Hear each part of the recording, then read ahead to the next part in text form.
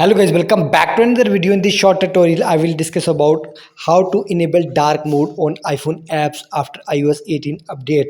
Guys, in the recent update of iOS 18, Apple has gives many features, one of which is the amazing feature of dark mode. So guys, in this amazing feature, you can enable dark mode of your iPhone application and change its color and look like iPhone theme itself will be changed.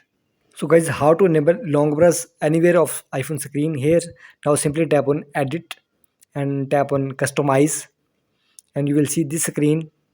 So guys, by clicking on automatic, if you have already enabled dark mode, then by clicking on it, it will be go back on light mode. So guys, when you tap on dark, your all application convert into dark mode. You can see appears on screen. So guys, if you want to get back a light mode, now simply tap on a light. Your application convert into light mode. So guys, last option is tinted. When you tap on it, your all iPhone application look like amazing. You can see appears on screen. So guys, you can also change the color as per your wish. By this method, you can see appears on screen.